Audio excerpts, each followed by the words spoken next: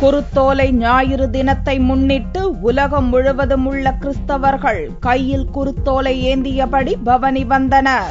இயேசுநாதர் சிலுவையில் அறையப்பட்டு 3ஆம் நாள் உயிர்த்தெழும் நாளான ஈஸ்டர் பண்டிகைக்கு முந்தைய ஞாயிறு குருத்தோலை ஞாயிறாக உலகம் முழுவதும் உள்ள கிறிஸ்தவர்களால் கடைபிடிக்கப்படுகிறது.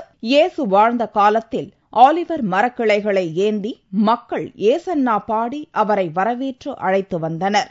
அதன் நினைவாக தற்போது குருத்தோலை பவனி நடக்கிறது.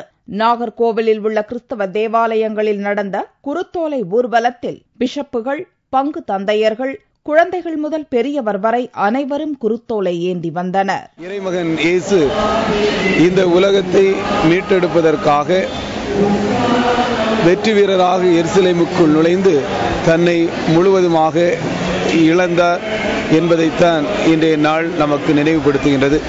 ஆண்டவரே, எங்களை மீட்டருளும், எங்களை காப்பாற்றும், ஓசனா என்று பாடி இறைமக்கள் எல்லோரும் பவனியாக இன்றைய தினம் குருத்தோலைகளை தங்கள் கையில் ஏந்தி வந்து கொண்டிருக்கிறார்கள். திருவாரூரில் உள்ள புனித பாத்திமா அன்னை பேராலயத்தில் குருத்தோலை ஞாயிறை முன்னிட்டு திருவாரூர் தெற்கு வீதியிலிருந்து புறப்பட்ட குருத்தோலை பவனி கீழ வீதி வழியாக வந்து புனித அன்னை பேராலயத்தில் முடிவுற்றது.